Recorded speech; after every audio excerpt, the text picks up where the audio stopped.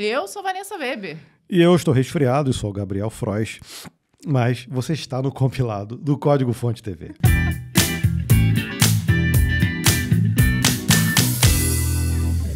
Seja muito bem-vindo a esse compilado que contempla as notícias do dia 30 de agosto agosto é ótimo, né? Até o dia 30 de agosto até o dia 5 de setembro. Eita, caramba. Começamos bem, Gabriel fungando, eu trocando as letras. Vai ser uma maravilha isso aqui. Imagina até chegar ao final. Sabe o que é isso? É falta de café, Gabriel. Bebe café. Agora sim, a minha voz está perfeita depois de um café. Mentira, tô forçando, tá? Mentira, para de forçar, senão tu não chega até o final. Chegar no final aqui, Gabriel, infelizmente, não sabe fazer libras, então não vai ajudar muito, galera, viu? Mas que bom que você está aqui com a gente já começa meio bagunçado, já estamos no mês de setembro, impressionante, tá andando muito rápido. Olha a deixa, ó. Presta atenção, Gabriel, no gancho. Que bom que a gente não tem que perder tempo passando roupa, pelo menos aqui nessa casa nova. É verdade. Fui longe, né? Fui longe, mas aproveitei e trouxe a Insider aqui, que tá aqui com a gente nesse episódio do compilado. E não é só a Tech T-shirt, tá? A gente aproveitou aí e estamos renovando o nosso guarda-roupa. Olha só de Insider. Só de Insider. Deixa eu mostrar aqui até, algumas peças. Tem até camisa chique de botão. Ó, agora eu tenho a Tech T-shirt de manga comprida. Eles têm camisa de botão também, ó. Vou mostrando ao mesmo tempo aqui, ó. É ó. bom que a gente vai a um casamento aí daqui a algumas semanas. O Gabriel já vou levar. Já descolou a roupa, ó. É bom que eu posso usar no verão e ficar ainda mais fresquinha. Camisa Se bem polo. que, vamos combinar, né? A Tech T-shirt também, ela regula a temperatura, então você não passa calor nem com essa blusinha aqui, é maravilhosa, viu? E não precisa passar, viu? Por isso que eu brinquei aí, puxei o gancho, de que a gente não perde tempo mais passando roupa, e é verdade. E eles dão uma dica maravilhosa, não sei se você já comprou na Insider, você tem que comprar. Vem junto essa saquinha aqui, que a gente já tem umas 300 aqui em casa. Tem vários. E a gente usa, isso aqui serve, por exemplo, para você colocar na máquina de lavar e aumenta a durabilidade da peça. E a gente tem peça aqui, essa aqui, por exemplo, acho que eu tenho há 2 anos já. Acho que essa minha é mais novinha. E aumenta a durabilidade. Então isso aqui é muito útil. E quando a gente vai viajar, essas saquetas aqui... São maravilhosas para carregar as miudezas, as insiders da...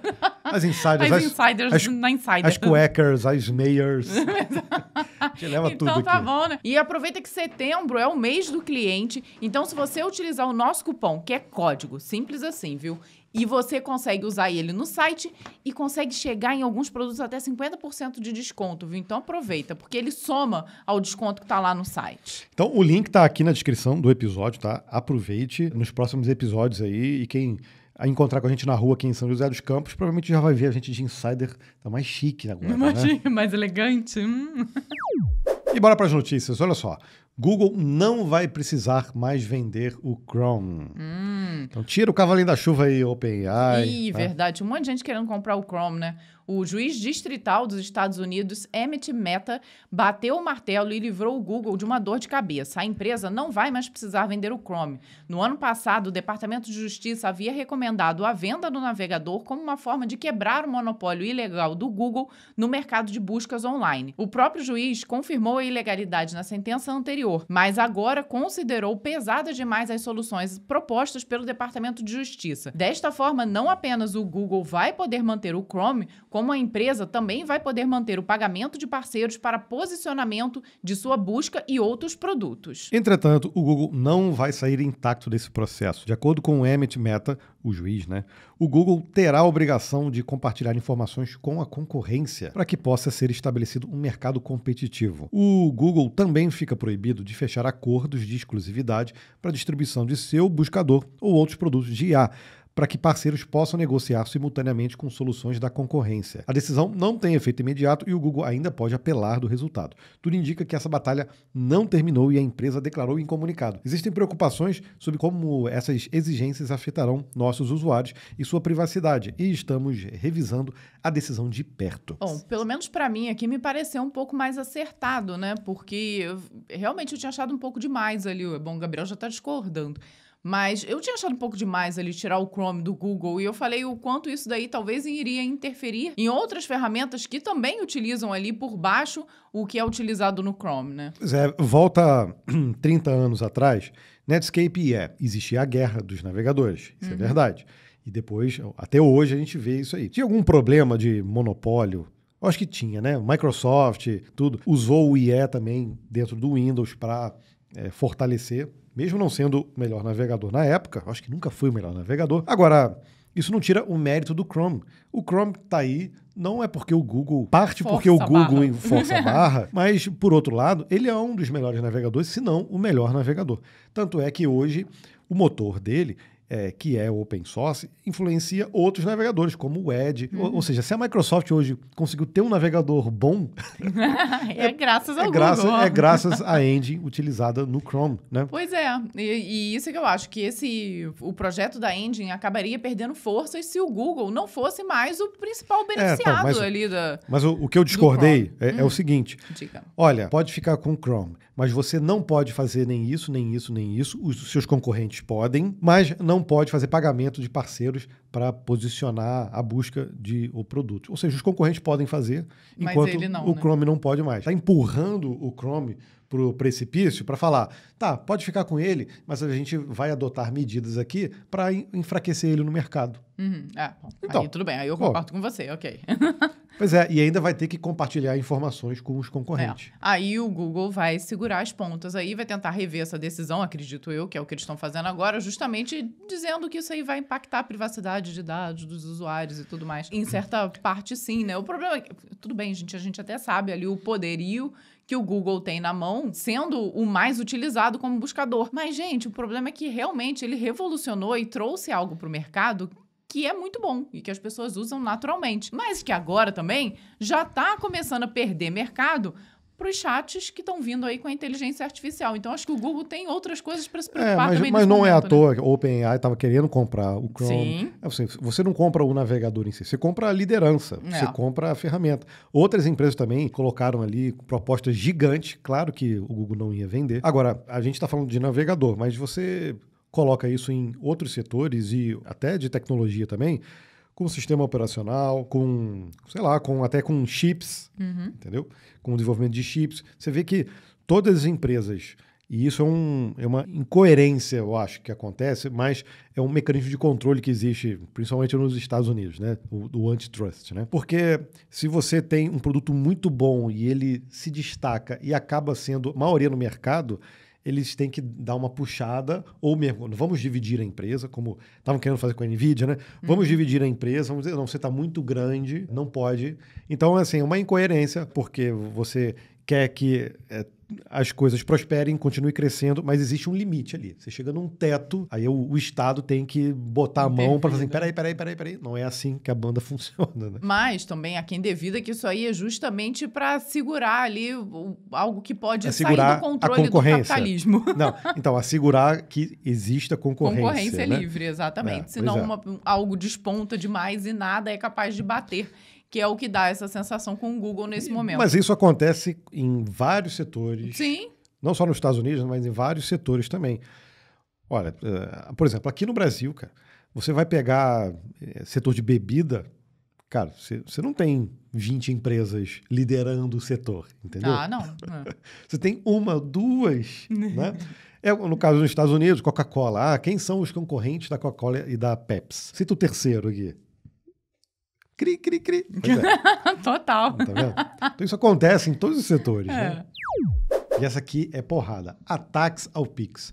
700 milhões de reais desviados, mais 83% recuperados pelo Banco Central. Um ataque ao sistema da Sinqia, empresa que conecta bancos e fintechs ao sistema Pix, resultou no desvio de cerca de 710 milhões de reais, bem acima da estimativa inicial de 420 milhões.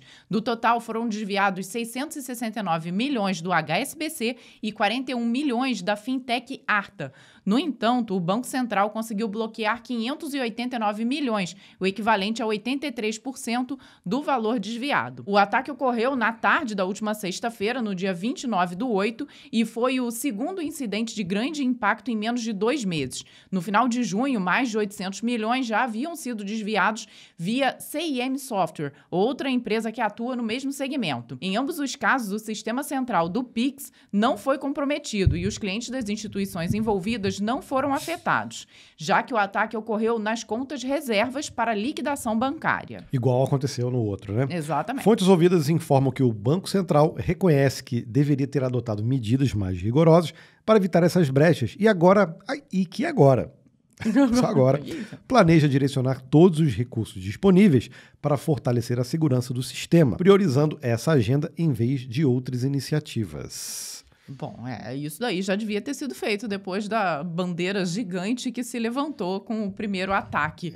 Tudo bem que às vezes não é tempo suficiente para conseguir contornar tudo, segurar tudo, para que isso não ocorra novamente, então, infelizmente. Mas né? vamos relembrar, o primeiro ataque teve envolvimento direto com um funcionário interno, da né? empresa e que ele foi, de alguma forma, ele foi ludibriado, intencionalmente ou não, acho que ele sabia o que ele estava fazendo, a entregar informações para que dessem acesso a pessoas de terceiros. Né? Disseram até que a pessoa foi abordada num bar, restaurante, alguma coisa assim. E esse caso agora?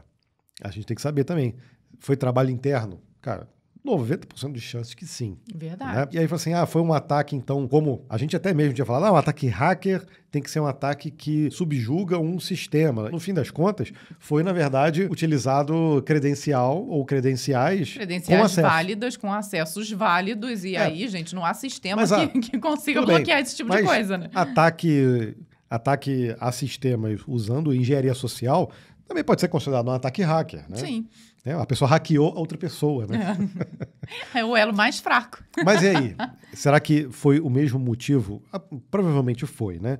Isso mostra um ponto fraco dessas empresas terceirizadas que são responsáveis por fazer essa compensação, né? São contas de reserva. Eu acho que você já deve ter visto essa notícia da primeira vez. Quando você vai fazer as transações, existem as contas de reservas dentro do BC que eles depois disparam as transações. Então esse dinheiro não é dinheiro de pessoas que estão lá, aí são colocadas dentro de contas de bancos e que depois são feitas as compensações. É mais ou menos como faziam com boleto, né? Só que agora tem um servidor central para fazer isso, né? Exato, né? Da outra vez eu até expliquei um pouquinho, meio que antigamente, quando se rolava dinheiro físico mesmo, né? Então você ia numa agência, depositava na agência do Itaú, depois você ia lá na do Bradesco e depositava. No final do dia, os bancos não transferem tudo, né? Eles transferem a diferença. Então essas contas seriam responsáveis por isso. O que está sendo depositado para no final do dia fazer a diferença entre os bancos, né? Vamos comparar então assim, para uma empresa, para alguém, quando você ia na agência, você levava o seu malote lá. O office boy levava uma pastinha com dinheiro, fazia os pagamentos, os cheques. Sobrou dinheiro não, aí pegava o troco, botava no malotezinho e voltava. No caso, como é que os bancos faziam isso? Os bancos também tinham os seus office boys, só que eram uns caixas fortes que paravam lá na frente da agência no fim do dia e falavam quanto que tem que levar, quanto que tem que depositar. Então, foram esses caixas fortes aí que eles conseguiram. Foram hackeados. Por aí. Uma boa analogia.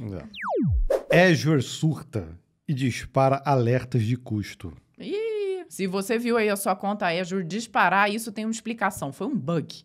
Uma migração mal executada pela Microsoft fez o custo de algumas das assinaturas subir de forma assustadora. Quem tinha alertas automatizados de custos configurados foi surpreendido com valores muito altos. Um dos usuários afetados pelo surto do Azure tinha um alerta configurado para o equivalente a $85 e foi notificado com um aviso de que seus gastos estariam excedendo os $1.000. A Microsoft demorou a se posicionar sobre o incidente e o pânico tomou conta dos fóruns oficiais durante dias. Quem tentou entrar em contato com o suporte do serviço de nuvem também não obteve respostas conclusivas. Felizmente, tudo se resolveu. O time de engenharia da Microsoft publicou uma mensagem de alívio para os usuários. Resolvemos o problema subjacente e os clientes afetados agora devem ver os valores corretos em seu portal. É bonito. Problemas subjacentes é o sinônimo de problemas que nós mesmos criamos. Nós fizemos caquinha. Além disso, a Microsoft se disponibilizou a emitir créditos na plataforma para reduzir qualquer dano financeiro percebido. Segundo fontes próximas, a crise começou a partir da migração de contas do programa de assinatura online da Microsoft para o contrato de cliente da Microsoft, como uma forma de consolidação de sistemas internos, viu? Foi aí que rolou a caquinha. Entretanto, uma falha nessa transição acabou gerando cálculos de custos incorretos e até cobranças retroativas. Vou chutar o que aconteceu e se você tiver na Microsoft ou em alguma outra empresa, conta aqui nos comentários, a gente não vai contar para ninguém. Provavelmente esse tipo de migração, isso é feito através de APIs. Não é feito tudo, vamos pegar uma tabela, migrar uma tabela. É tudo feito de forma programática. E isso está vinculado, geralmente, a cálculos de custos. Então, você está numa nuvem, você criou algo, e isso é feito através das APIs, isso gera um custo. Então, tem por trás do mecanismo ali, da automação, uma geração de custo ali. Eu acho que na camada inferior deve estar ali, criou algo, tirou algo, fez isso, executou aquilo.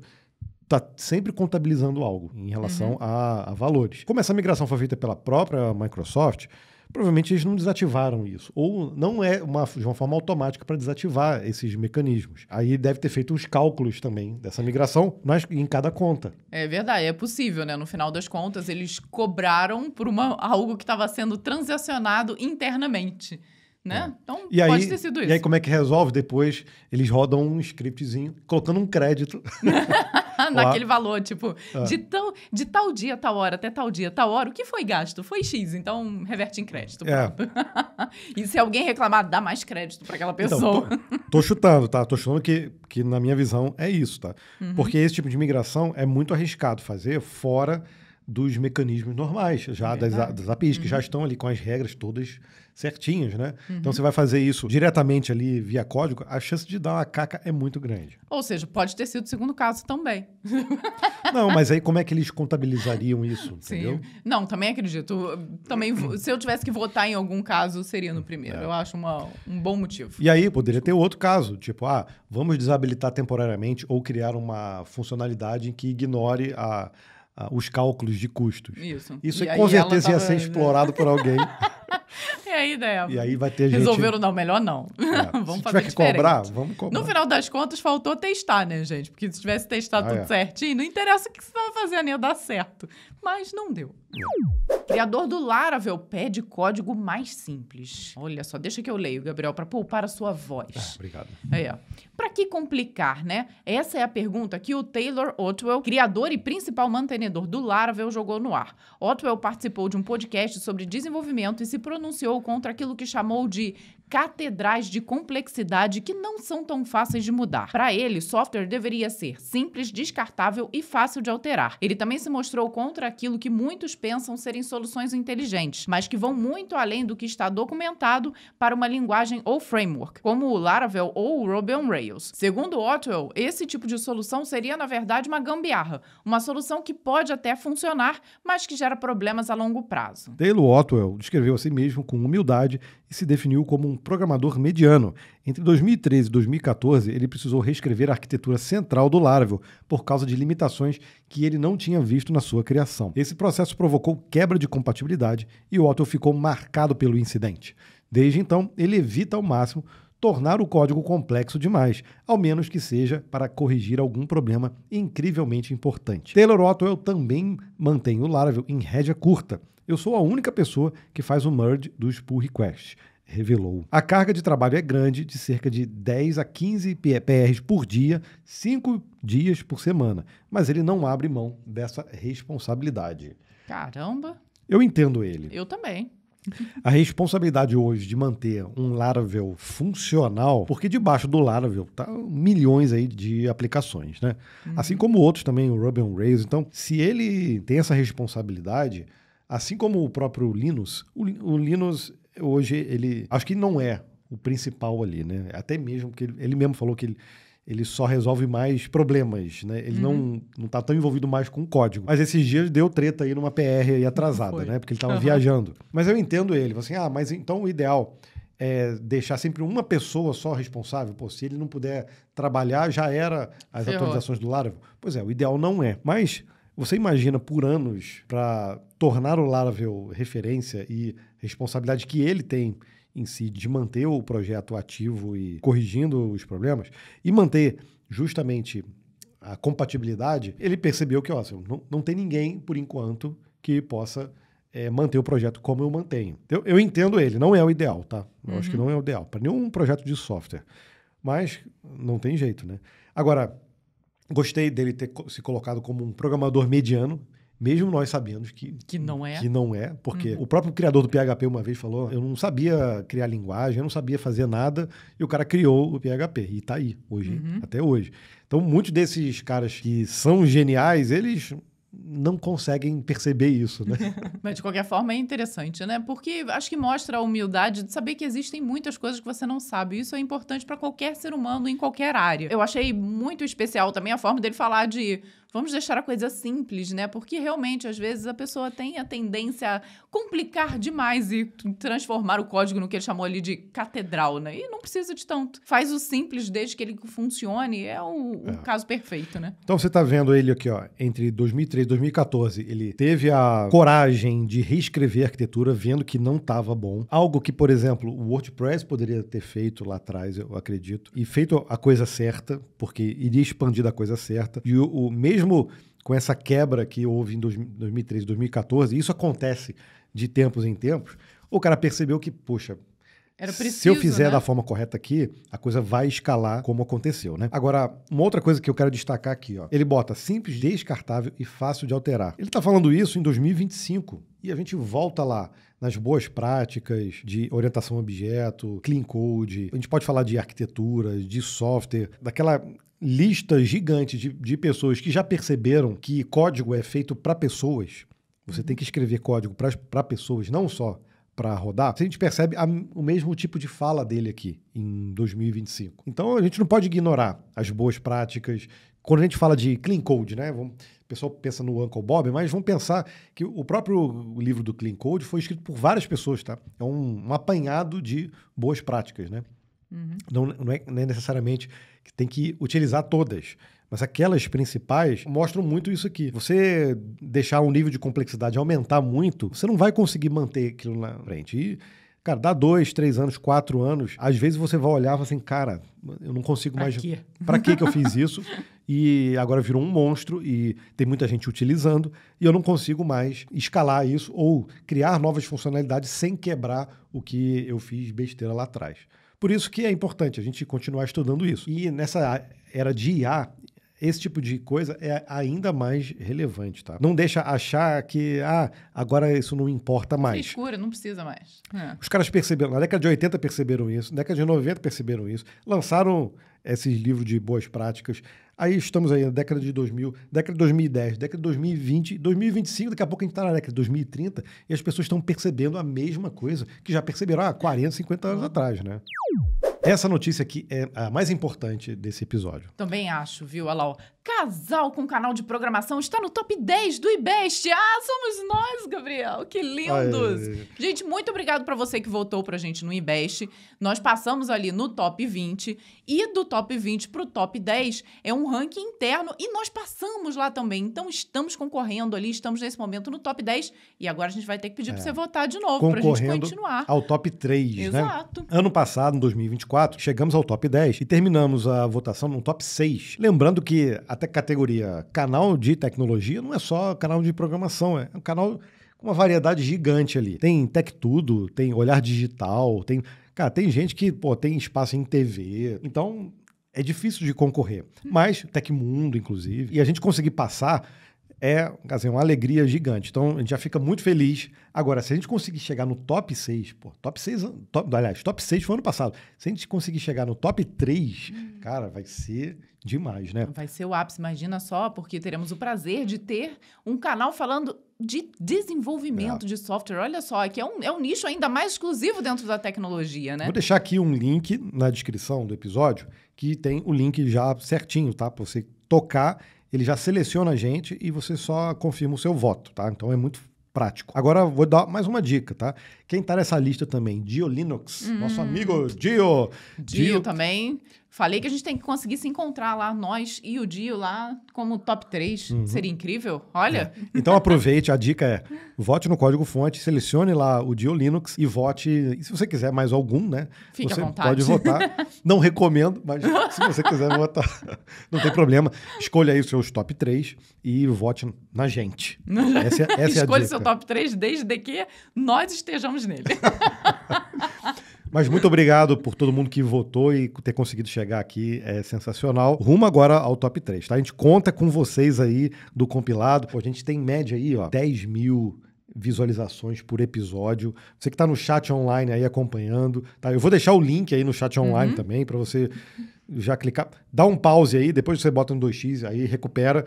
Mas vota, porque pô, se a gente conseguir converter grande parte desse acesso que vem do episódio completo em votos, eu acho que já está garantido. Top 3, já está garantido, com certeza. Então, conto com vocês aí do compilado, tá? E se a gente perder, a gente vai parar de fazer o compilado. Tá? Não, que isso, Gabriel? Não, Gabriel já voltou, tá mentira, gente. Eu fico aqui sozinha, aí não vai ter graça também nenhuma ficar aqui falando sozinha.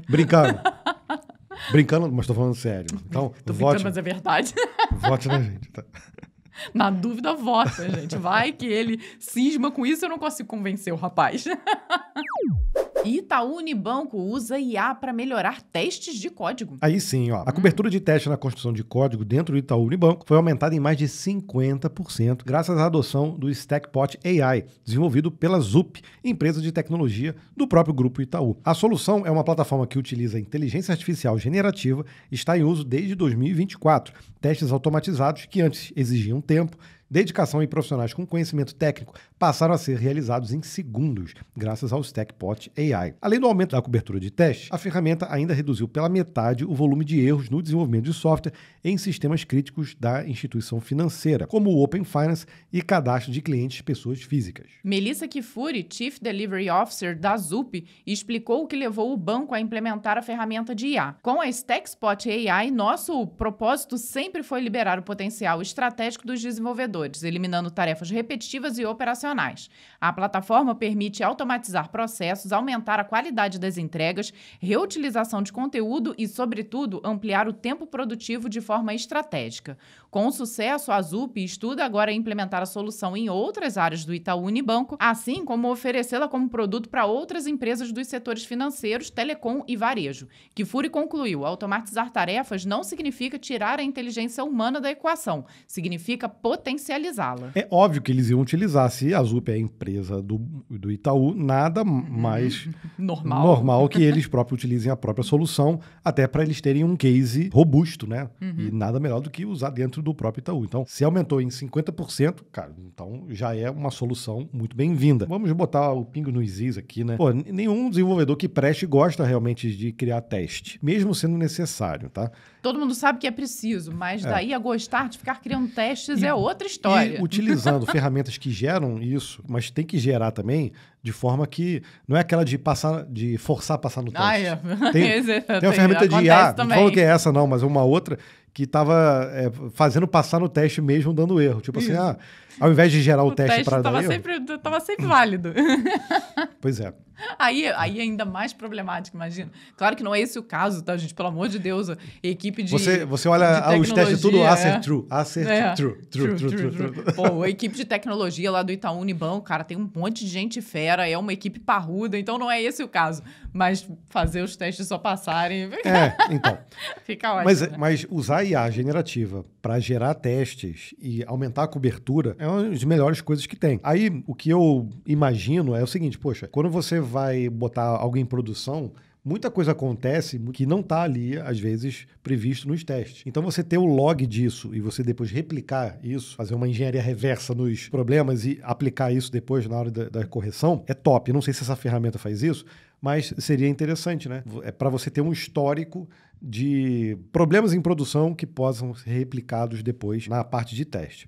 Uma outra coisa também que me chama atenção nisso aqui e em outras notícias que a gente vem vendo é como vem mudando o paradigma, porque quando a gente fala de testes, né, TDD, BDD, qualquer outra técnica, sempre o teste vem primeiro. Não sei se é o caso aqui, mas a gente tem que reconhecer que tem muito software legado aí que não tem teste nenhum e a cobertura é pouca. Exatamente. E acredito que em bancos e tudo é algo que realmente aconteça. Tanto é que eu duvido algum lugar que tenha cobertura de 100% de teste. Duvido. Você fala hoje de números entre 60, 70, o pessoal já está satisfeito já. Gabriel falou em legado. Você pegar aqui legados, da década de início de 90 e tudo mais, coisas realmente mais antigas, não se falava tanto em teste como se fala hoje.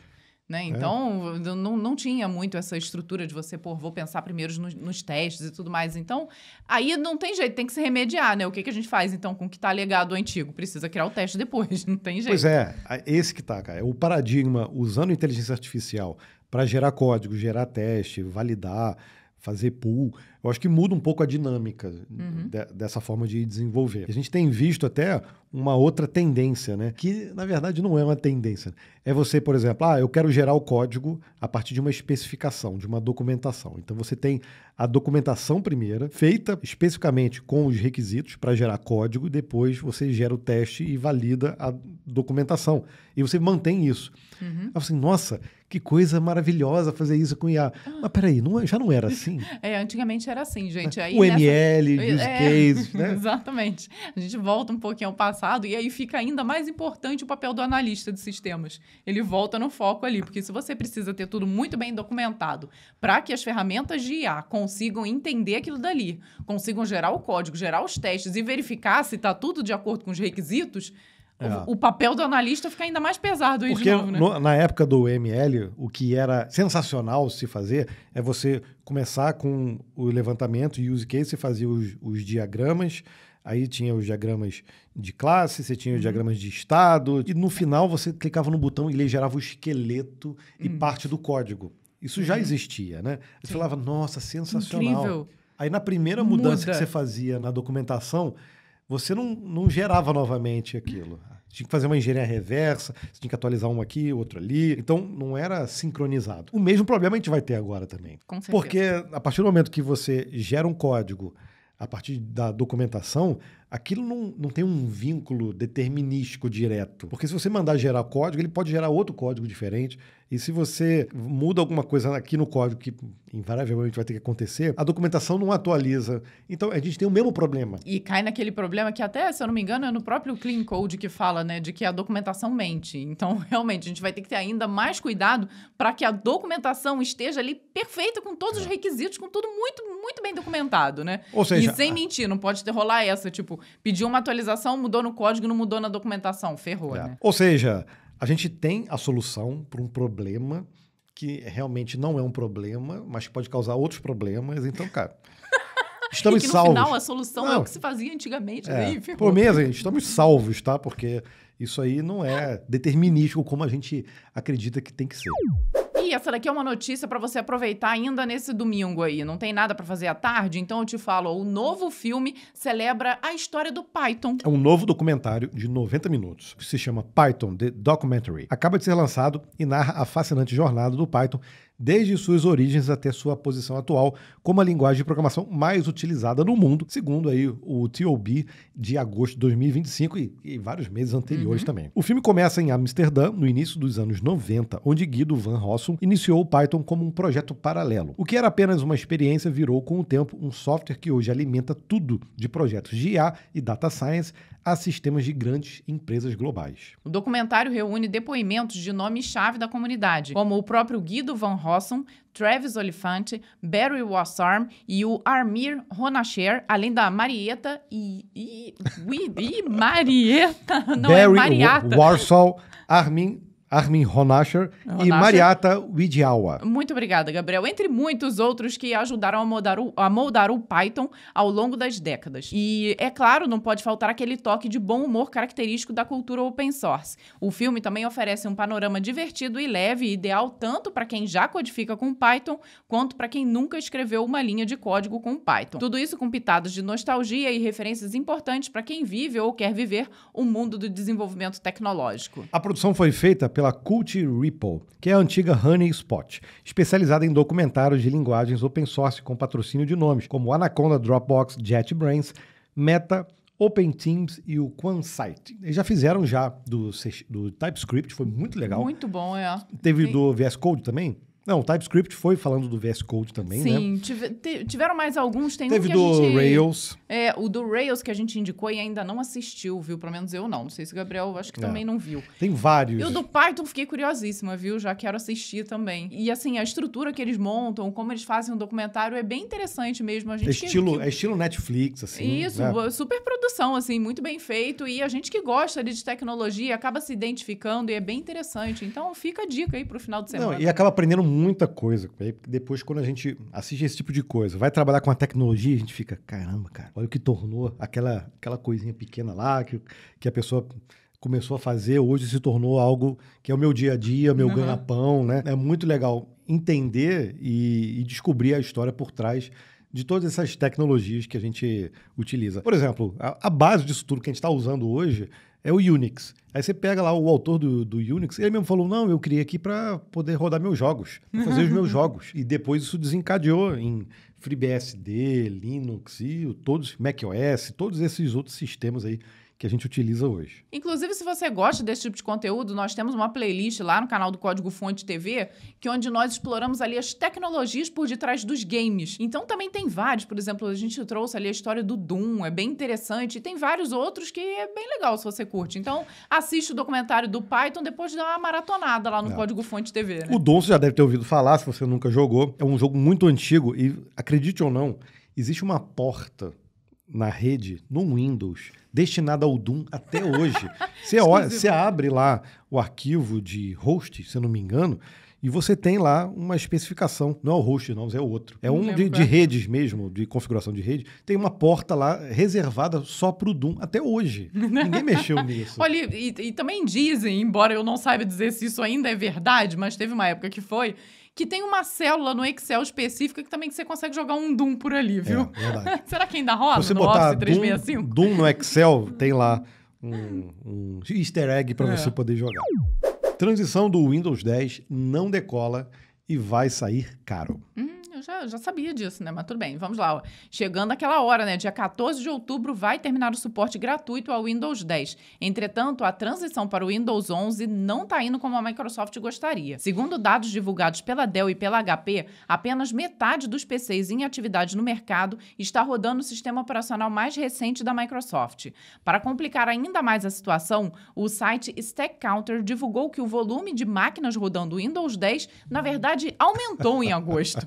Mesmo uma década depois do seu lançamento, enquanto a quantidade de usuários do Windows 11 instalados encolheu ligeiramente. Calcula-se que existam cerca de 180 milhões de PCs que não vão conseguir fazer a transição do Windows 10. Pois é. Esse é o problema. A alternativa para muitas empresas de pequeno e médio porte será adquirir suporte estendido para o Windows 10 enquanto se programa para atualizar seu arquivo de hardware. A empresa de gerenciamento de recursos de TI, a Nexthink, publicou um estudo em que calcula o valor total desse cenário. De acordo com o levantamento, o custo total de permanecer no Windows 10 deve ultrapassar a marca de 7 bilhões de dólares nos 12 meses seguintes, ao fim de sua vida útil. Em contrapartida, o relatório da Nexthink também trouxe outro dado assustador. O Windows 11 seria menos estável do que o Windows 10, com um percentual maior de travamentos e falhas. Olha, eu nem sei por onde começar aqui.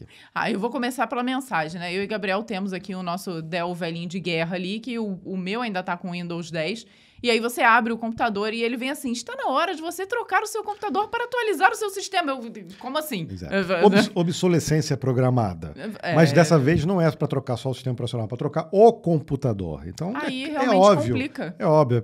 Bateu no bolso das pessoas, assim, pô, cara, o computador tá ótimo aqui. Tá me atendendo, entendeu? E isso, gente, a gente tá falando aqui, nós que somos usuários hardcore de computador. Agora, imagina para quem tem aquele laptop em casa, trabalha só ali, trabalho de colégio ou algo mais simples durante o trabalho mesmo. E para empresas, então não tem jeito, né? Tudo bem, nós estamos agora aqui com o MacBook Pronto, eu atualizei meu computador, o Windows. Desculpa. Assim, pô, não tem comparação. Mas o nosso Dell, lá antigo, de 2018? 2018. Acho que é. É um Inspiron 2018. Nós já trocamos bateria, instalamos SSD, que não vinha por padrão, 1 TB de SSD e 16 GB de RAM. Ou seja, cara, a máquina voa, cara. Voa, literalmente. Porque se você bota aqui assim, liga ela liga o ventilador lá. Não, mentira. Brincadeira, Não, mas já trocamos, obviamente, com manutenção em dia. Bateria nova, você troca a pasta térmica, porque resseca e realmente tem que trocar. Muitos anos de uso intenso, né? Normal, tem que fazer manutenção. A máquina tá ótima. É claro que a Dell quer vender, a HP quer vender, o Windows quer trocar, e aí você fala, não, você não está mais seguro, você precisa trocar, atualizar o sistema operacional. Mas convenhamos, né, cara? Cara, os computadores avançaram bastante, não tem muita coisa que um usuário precise trocar todo ano ou a cada 3, 4, 5 anos. Verdade, né? Foi o tempo, né? Que, putz, você ficava 3 anos com o computador, ele estava absurdamente obsoleto. Agora não acontece mais isso. Principalmente quando você compra ali uma máquina um pouquinho mais parruda. Eu acho que nesses casos as empresas têm que começar a ver o seguinte, ó. A nossa obsolescência programada não pode ser de 5 anos, tem que ser de 10 agora, entendeu? Então vamos postergar isso aí. Eu aposto que o Windows 10 vai estar entre nós aí durante muitos anos, sabendo ainda que tem muita empresa ainda usando o Windows XP. E eu me arrisco aqui a dizer que até o dia 14 de outubro, provavelmente a gente chega com alguma notícia do estilo de a Microsoft resolveu estender um pouco mais um ano. Suporte. Vamos ver, viu? Aguarde e confie. CEOs de tecnologia prometem mais de $1 trilhão em IA nos próximos anos. Não é assim que fala $1 trilhão, Vanessa. Tem que ser $1 trilhão. Tem que enfatizar que são dólares também, né? E um jantar exclusivo organizado pelo presidente dos Estados Unidos, Donald Trump, com os principais CEOs do Vale do Silício, incluindo aí Tim Cook da Apple, Sundar Pichai da Google, Satya Nadella da Microsoft e Mark Zuckerberg da Meta. O foco central foi a inteligência artificial e promessas bilionárias, eu diria de investimento nos Estados Unidos. Durante o encontro, Trump perguntou diretamente a Tim Cook quanto a Apple vai investir nos Estados Unidos. Em resposta, Cook estimou cerca de $600 bilhões, elogiando o presidente por definir o tom para a inovação e crescimento no país. Mark Zuckerberg saiu na mesma linha, também mencionando um montante de $600 bilhões que a Meta planeja alocar nos Estados Unidos. Já Sundar Pichai afirmou que o Google... Isso, nos próximos 2 anos, que ele falou. Até 2028, né? Agora, o Sundar Pichai afirmou que o Google está bem acima de 100 bilhões e planeja investir 250 bilhões nos próximos 2 anos. Por fim, Satya Nadella comentou que a Microsoft investirá entre 75 e 80 bilhões somente neste ano no país. Em fevereiro, a Apple já havia anunciado um compromisso prévio de 500 bilhões em investimento nos Estados Unidos, um incentivo possivelmente reforçado pelo clima político atual. Então ele falou 500, o Trump apertou, ele cedeu mais 100 bi. Como é que é fácil assim, né? Na dúvida, imagina o Zuckerberg do lado assim, porra, se ele ofereceu 600, eu vou dar 600 também, hein? Eu acho que isso foi premeditado, botar todo mundo ali. Todo mundo assim, junto, quanto cada um de vocês vai investir? Agora aqui, ninguém é bobo, não. O Satya Nadella que ficou quietinho, falou entre 75 e 80 só esse ano, hein? Então ele não sabe quanto é que não quis entrar na briga. Cara, mas olha só, uma coisa é falar essas cifras, outra coisa é o investimento para valer. Nós tivemos aqui, ano passado, num evento da Microsoft, anunciando aí investimentos de 14 bilhões de reais, né? Isso. Aqui no país. Obviamente, isso seria incrível, construção de data centers, tudo. Claro que a gente tem essa preocupação também, a parte energética, a gente quer saber também que solução que seriam dadas para isso. Agora, eu não sei se eles estão realmente, efetivamente, gastando ou fazendo esses investimentos aqui. Seria bom saber. Eu até vou correr atrás aqui para saber se essa cifra realmente vai ser investida. Agora, uma coisa, que eu disse, é falar 600, 75, 80, 250, não sei o quê. Ok, bateu o martelo, valeu, sobremesa e vamos embora para casa. Traz o pudim. Mas a preocupação, com certeza, é em relação à China, porque a China, cara, tem investimentos absurdos aí em todas as áreas, né? Então, inteligência artificial parece ser uma corrida e os Estados Unidos ali quer se posicionar sempre como em primeiro lugar ali nessa corrida. Tem condição? Tem, né? Porque as empresas As ali... As principais empresas estão lá, então, né? Estavam na mesa ali jantando no mesmo momento. Então, sem dúvida nenhuma, cara, assim, são investimentos que a gente falou, se vão chegar de fato essas cifras, acho que depende um pouco de como vai o andar da carruagem por lá, mas que são investimentos gigantescos, são. Então, a gente vai realmente ver aí dessas empresas crescendo ainda mais, porque estão investindo em algo que está trazendo retorno, e nós vamos ver aqui na tecnologia um avanço, sem dúvida nenhuma, né? Estava nessa mesa também, pelo que eu percebi na foto, a CEO da AMD, mas senti falta do Elon Musk e também do Jensen Huang da NVIDIA, que a NVIDIA acaba sendo a precursora, o pessoal pensa muito em chips, e é a principal fornecedora para toda essa galera que estava ali sentada na mesa, mas ela também tem tecnologias de inteligência artificial que as empresas também consomem, tá? Não é só o chip, mas a parte de software também, de infra e de SDKs e... até linguagem, né? Tem linguagens, o CUDA lá, que eles utilizam muito então, justamente para utilizar as GPUs. Então, a gente não pode pensar só na NVIDIA na parte de chips, tem que pensar também nessa parte de software também. Eu senti falta deles, eles deviam estar ali também. O Sam Altman estava ali lá também, né? Eles deviam estar ali também. Apesar das rusgas do Elon Musk com o Trump, quando se trata de investimentos e a parte estratégica, nesse caso aqui eu estou falando do lado dos Estados Unidos, isso deveria acontecer aqui também, tem que estar todo mundo sentado na mesa e pensar sério, porque tem que pensar realmente... no futuro, no futuro. E ali acaba, querendo ou não, eles estão pensando meio que no país, né? Não estão pensando cada um nas suas empresas de forma isolada. Estão pensando no conglomerado todo. Então, vamos ver como é que vai sair, né? E isso, aí eu vou fazer um pequeno adendo disso, guardado as devidas proporções.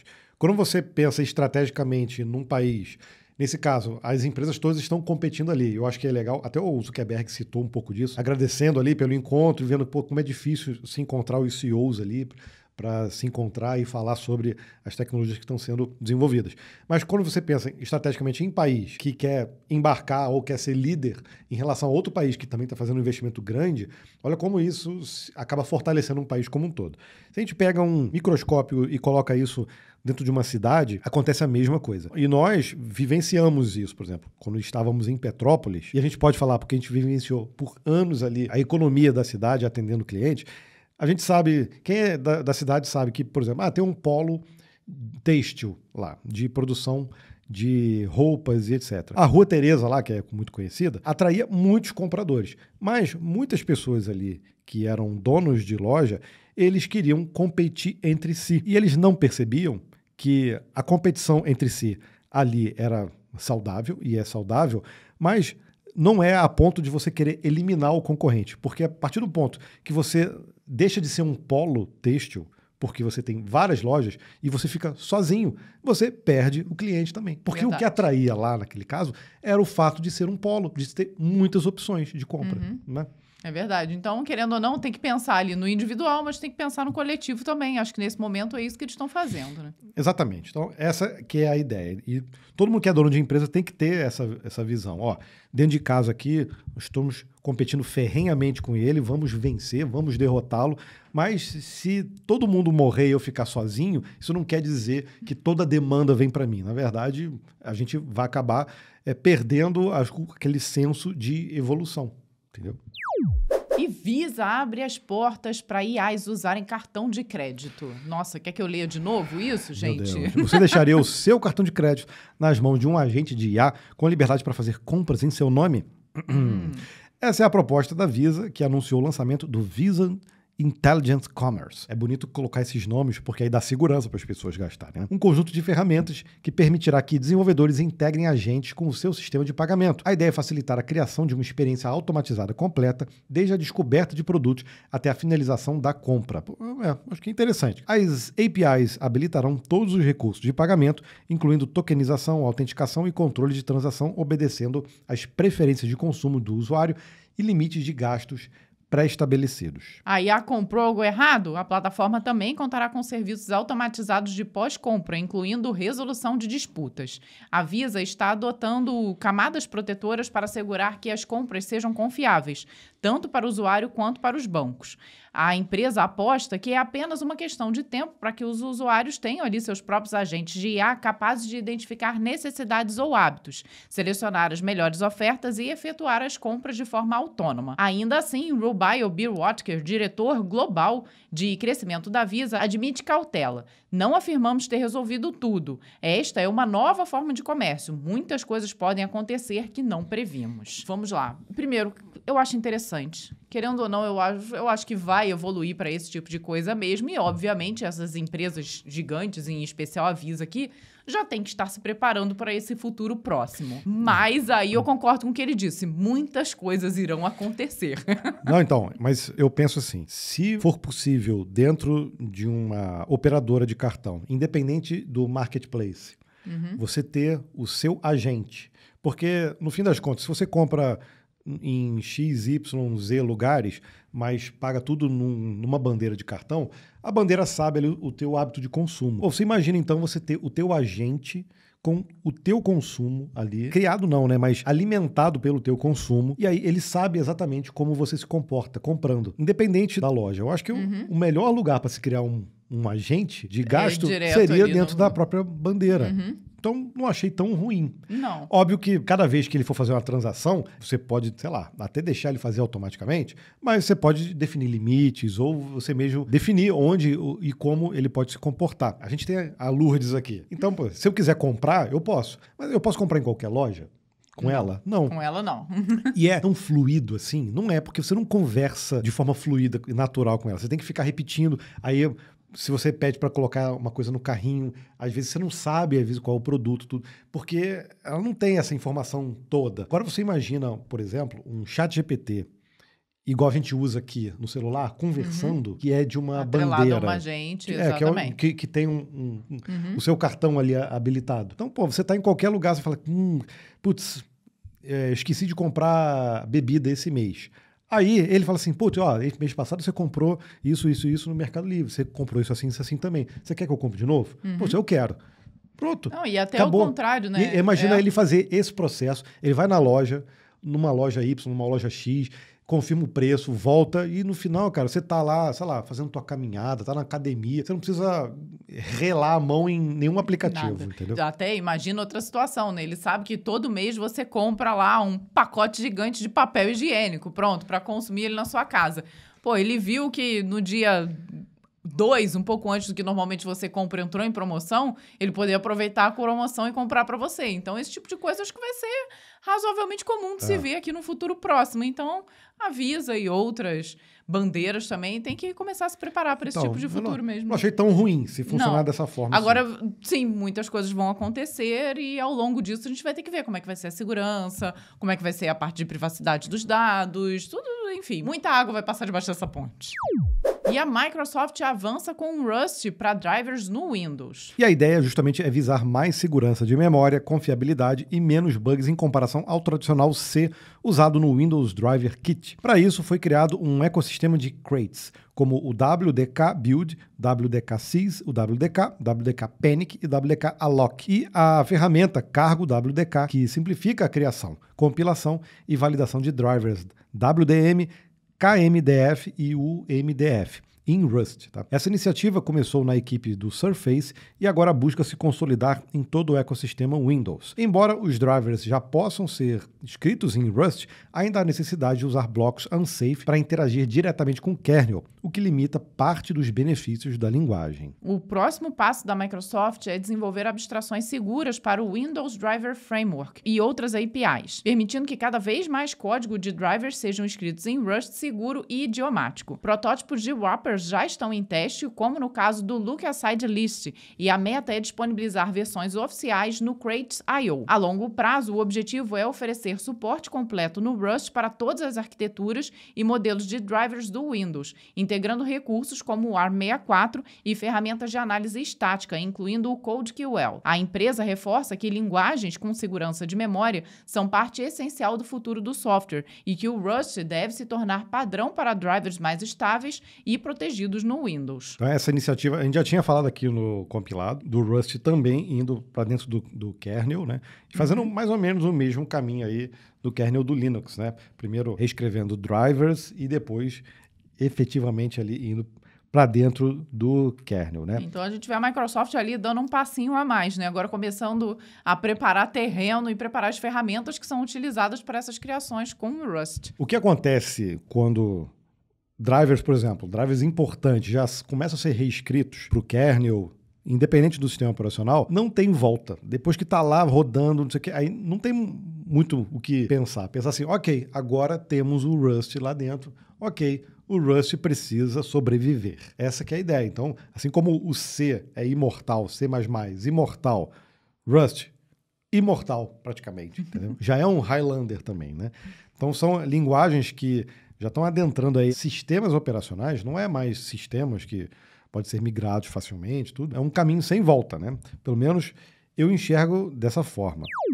Continuando aqui no assunto linguagem de programação, a Microsoft abre o código da sua primeira linguagem de programação, viu? Eram apenas 6.955 linhas de código sem comentários em Assembly, mas foram o ponto de partida para muitas revoluções. Esse pedaço da história da computação está disponível no GitHub em código aberto. Trata-se do código completo do Microsoft Basic for 6502. Essa foi a versão do Basic criada por Bill Gates e Ricky Wheatland no distante ano de 1978. A partir de agora, qualquer um pode usar, modificar e distribuir livremente esse código ou simplesmente guardar para si essa lembrança de tempos passados. Para muitos desenvolvedores que deram seus primeiros passos nos anos 80, o Microsoft Basic estava lá para interpretar uma linguagem próxima da linguagem natural para algo que o PC era capaz de entender e executar. Além de forjar toda uma geração de programadores, o Microsoft Basic também foi o motor por trás de muitos dos primeiros computadores pessoais e ajudou a popularizar o segmento. Sua simplicidade ajudou a democratizar o aprendizado de programação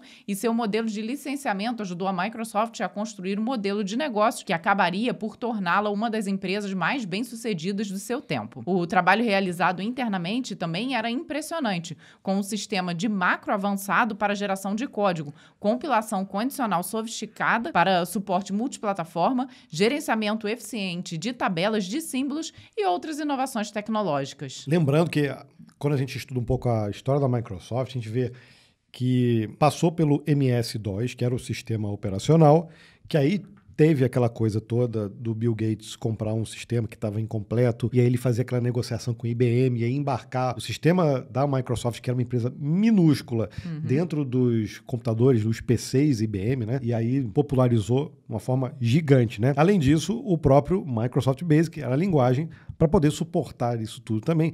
E foi distribuído, quando a gente fala de multiplataforma, foi distribuído multiplataforma mesmo. E vou colocar a imagem aí de um cartucho de Atari, onde tinha o Microsoft Basic para você poder programar dentro do Atari. É isso mesmo, tá? Tá vendo? Pois Era é. esse o nível de multiplataforma. Você tá achando que o Xbox era o máximo? Aí o Atari já tava lá. Esse é o poder do Assembly. E aí quando muita gente fala, mas o Bill Gates não sabe programar. Cara, você tá maluco das ideias, cara. Hoje ele não precisa mais programar. Provavelmente nem na década de 80 ele precisava mais. Mas, cara, ele era um crânio, cara, na programação. E tem muita gente também que fala isso do Elon Musk. O Elon Musk não sabe programar, ele só contrata gente para programar para ele. Ele não precisa programar. Mas se precisar, ele programa, tá? Mas ele é bom ou mau programador? Não interessa, cara. Eu acho que nos primeiros códigos do Elon Musk, foi um jogo também que ele fez quando era criança. Não sei se tinha 12 anos, 7 anos, sei lá. Que foi e ele publicou, né? Ele publicou numa revista. Cara, o primeiro código do Bill Gates, que ele também já disse, foi criar um tic-tac-toe lá, um jogo da velha, para entender como funciona ali, matriz, estrutura de dados, etc. E provavelmente em linguagens de baixo nível, tá? Estamos falando aqui da década de 80, né? 80 no caso do Bill Gates, 70. 70, Então, cara, esses caras não chegaram à toa, né? Onde eles chegaram? Só com uma visão. Eles também colocavam a mão na massa. E essa semana nós lançamos um vídeo, cara, muito interessante. Foi muito interessante. Porque a gente quis criar uma landing page para vender um produto real. Assim, vamos criar uma landing page e jogar lá para fazer a venda para ver se vai funcionar, né? Mas a gente não queria perder muito tempo lá programando e tudo mais. A gente queria fazer uma coisa mais vibe coding, entendeu? Mais tranquilo. E aí nós aproveitamos e fomos experimentar lá uma ferramenta nova que já tinham sugerido pra gente, da Hostinger, que é o Horizons. E aí nós criamos a landing para vender, o nosso chapéu vem boné, né? Vocês viram chapéu velha, né? Muito velho, esse chapéu. Né? O pessoal nesse formato aqui se chama boné, tá? Tá bom. E esse aqui é o meu, tá? Ok. Então, vou usá-lo aqui até o fim do episódio. Usá-lo aí. Mas temos aqui, nós fizemos poucas unidades. E esse aqui é para você que escreve aí, vem boné. A gente fez boné aqui para o compilado, mas esse aqui são só 20 unidades. Ele é diferente. É um boné mais caro, tá? Esse aqui não é um boné para sorteio. Não é. Cara, a qualidade top demais. Ele é um modelo, aquele Dead Hat, sabe qual é? É o que eu mais curto. Ele Gabriel escolheu o que ele gosta. é o modelo... Jockey, não é? Não, é Dead Hat. É Dead chama, Hat mesmo? Então tá. Mas o material dele é aquele algodão premium, cara, aba aqui premium, fivelinha aqui, tudo top, tá? E aí, o que a gente fez? Criamos um prompt usando a metodologia Cold Star. Não sei se você já ouviu falar disso. Se não ouviu, Tá no vídeo. assiste o vídeo. A gente explica lá essa forma de você criar um prompt. E aí, usando o Horizons, a gente criou a página.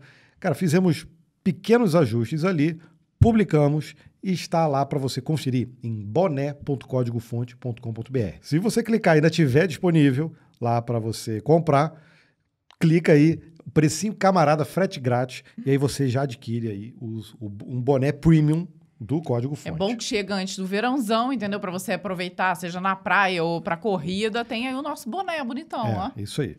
Então aproveite. Cara, tá realmente com preço. A gente praticamente não tá ganhando nada ali. Não. É só o trabalho da gente fazer. É o trabalho de divulgação, mas pelo menos o trabalho de fazer a landing foi bem tranquilo, viu? Você pode acompanhar lá no vídeo, aconselho. E bora ver aqui alguns dos comentários. Ó. No compilado passado, o Anderson Lima Dev disse, ó, os compilados são exponencialmente melhores. Nossa. Sempre assisto usando minha Insider e bebendo meu café Vero, devidamente influenciado. Hashtag vem camisa, hashtag NVIDIA, hashtag CDF, hashtag Insider. Ah, mas vamos combinar, Poxa, a gente legal. influencia para coisas boas, né? Não vai? Depois você bota aí o seu depoimento do que você tá achando, porque você tá usando a camisa e tá bebendo café é porque a gente te fez fazer boas escolhas. Insider top, Vero top, boné do Código Fonte top. Pois é, Viu? tudo top. E o Andrei Agra falou assim, poxa, esse episódio cabia muito bem o Gringo e o Patolino. Vão prestar atenção aí, pessoal, por desculpa. Então a gente fica atento para nos próximos estarem presentes o Gringo e o Patolino. Quando tiver aspas de alguém lá fora, tem que fazer o Gringo.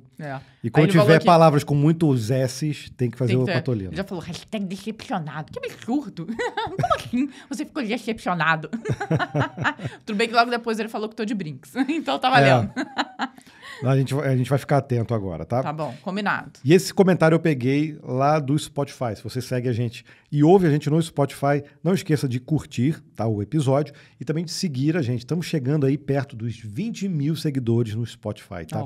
E quando eu vejo o ranking lá de podcasts de tecnologia, a gente tá sempre ali nos top 10, 11, tá? Então é difícil se manter porque tem podcast gringo. A galera da Hipsters, cara... Imbatíveis, eles têm muitos podcasts legais também. Então, muito obrigado por você nos seguir também no Spotify. E o Gleison disse, ó, estou aqui curtindo as notícias em pleno engarrafamento do Rio de Janeiro. Ih, deve estar calor, né? Tomara que o ar-condicionado esteja bom aí. Nada melhor se ouvir do que gosta para enfrentar esses grandes problemas do nosso mundinho. É verdade, engarrafamento não é bom em lugar nenhum, né? Não tem jeito. Gleison, se você tiver de novo aí, diz pra gente onde você enfrenta o engarrafamento no Rio. Eu, quando trabalhava no Rio, a minha era na Perimetral. Ainda não existe mais a Perimetral. Não, ali ninguém tem mais engarrafamento. Perimetral, gasômetro, aquela entradinha ali para a linha vermelha voltando para a Avenida Brasil, depois pega o Washington Luiz. O meu desespero era quando você estava descendo, você chegava ali no Globo, no editor, e ali já estava engarrafamento. Você falou, ferrou. Agora vai ser daqui até lá no centro. Para ir.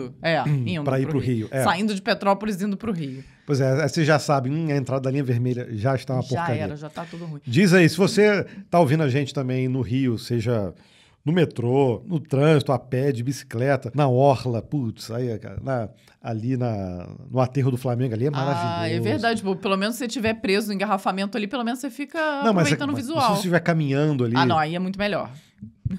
Aí você diz pra gente em que lugar. Se você estiver em outro lugar, Floripa, também a orla é maravilhosa, então diz pra gente. Mas se você estiver em São Paulo mesmo, você vai ficar 4, 5 horas no trânsito, pode dizer pra gente compilado. E o Leonardo, que tá aqui falando com a gente, o casal maravilhoso, essa ferramenta é incrível. Um abraço, Léo. Léo esteve com a gente lá no encontro, na Hosting em Portugal. Sim. Adoramos lá conhecer vocês. A gente passeou muito a pé lá. Foi legal. Foi legal num dia que a gente saiu a pé. Eu cheguei para ele, para Lívia, né? A esposa dele. Eu falei assim, gente, vocês gostam de andar? porque nós somos aquele que a gente anda infinitamente, tá? Ele sai andando, A sem gente sai rumo. andando. Assim. Se precisar andar 10 quilômetros, a gente anda. Não, a gente é assim também. Então, Vambora. Então vambora. Gente, juntou um grupo, nós ficamos passeando lá, muito bom. Foi um lugar maravilhoso, gente, boa companhia, com lugar bom, beleza. Passeamos em Estoril, em Portugal. Pô, foi muito legal. Grande abraço, Léo. Obrigado pelo comentário. O Rubens José Rosa diz também nesse vídeo aí da landing page, ó. Sensacional a apresentação. Parabéns, gostaria de sugerir a demonstração da criação de um quiz, onde vai fazendo perguntas sobre um produto e no final mostra uma pequena avaliação com a opção de compra. Obrigado pelo vídeo. Com certeza dá para fazer, até porque essa ferramenta, ela também tem suporte ao Supabase. Então você pode criar não só tabelas com banco de dados, né, como se fosse um Postgre, mas você pode criar Add Functions também. Então, parte da lógica de negócio que vai para o back-end, você pode colocar ali em Add Functions. Então, com um prompt, ele já cria também as functions para o Supabase. E o Eduardo Wenzel falou assim: sou professor de programação desde 2006 em um Instituto Federal no Rio Grande do Sul. Não tenho palavras para agradecer pelo que este canal proporciona. É de enorme utilidade. Aprendo muito aqui e também recomendo aos meus alunos que assistam aos conteúdos. Muito obrigado e continue nos ensinando e inspirando. Poxa vida, muito Legal. obrigado você, viu? Gostei ainda mais que o avatar dele tem escrito MSX, é o logo do MSX. Então, é da nossa época aí. Ainda mais se você utiliza aí o MSX Basic também, que foi a primeira linguagem que eu programei. Eu tinha 9 anos. Eu não era nascida nessa época. É, Pelo menos eu não programava. eu tô falando aqui, ó, de 1989. A Vanessa já tinha contribuição pro INSS, já que essa. Mentira, Gabriel. 89 eu tava brincando. É. De provavelmente queimado. De pagar DARF. Pagadar. Pois é.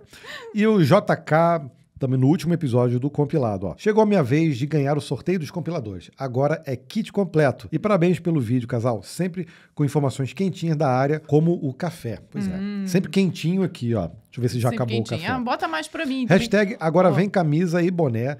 E hashtag vem Neutrox. Vem Neutrox.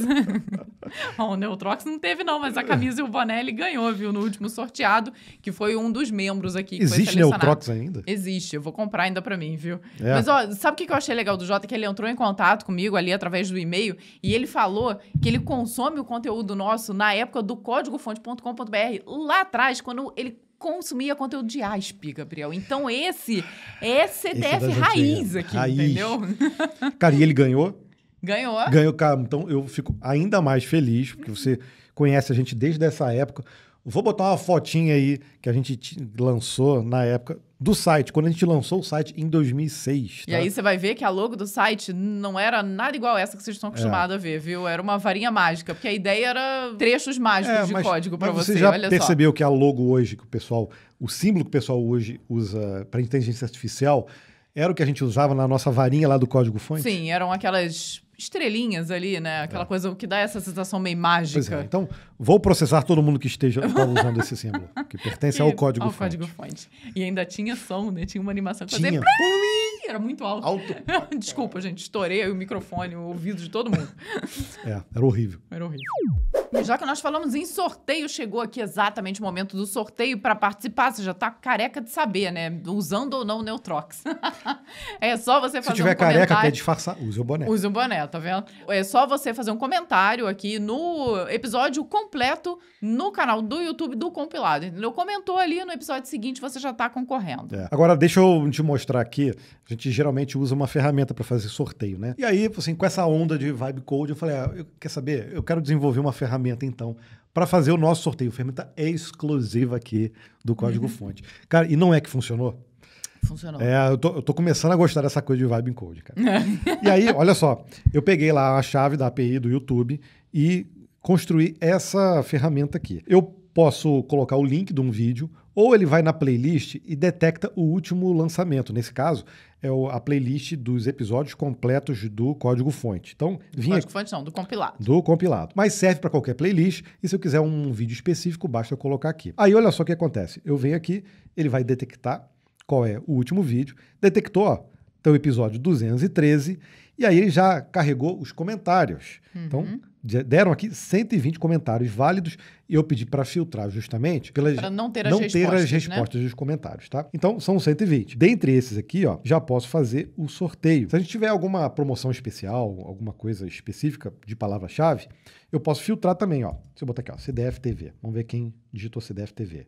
Foram um comentário só. Olha, tá, então, por exemplo, vem café. Ó, tiveram 32, tá vendo? Tirei aqui 120 comentários. Aí eu posso fazer agora o sorteio. Cara, tudo isso aqui construído com Vibe Code, tá? Eu posso até trocar aqui, ó, tema light, tema dark, tá? E eu fiz aqui, agora sim, o próprio JK ganhou de novo. Ih, vão falar que isso foi marmelada, Gabriel. Vamos fazer um outro sorteio, então? Vamos, puxa vida. Até porque você ia ganhar de novo outro boné. Não faz sentido isso. Não vai. Então, peraí. Então, calma, Jota. Obrigado, viu? É o boné? Mais uma vez. Estamos sorteando o quê? Boné, né, Gabriel? Porque já que a gente tá falando tanto do boné hoje, vamos sortear um boné aqui no código-fonte? Tá, um boné. Então, sorteado aqui, ó. Flávio Soares, 953. Obrigado pelas relevantes reflexões e aprendizado. Vem camisa, Insider vem boné. Vem boné. O boné foi. Aí, que legal. Eu posso trocar aqui, ó. E olha só, tem uma funcionalidade que eu fiz de você exportar o vencedor numa imagem. Então, olha só, ele fica aqui numa imagem, ó. Flávio, eu vou entrar em contato com você pelo seu próprio comentário para você enviar as informações para contato@códigofonte.com.br. E é claro que nós vamos ter que te mostrar como é que a gente fez essa aplicação, né? Então, aguarde e confie que daqui a pouco vem vídeo sobre ela no canal, tá?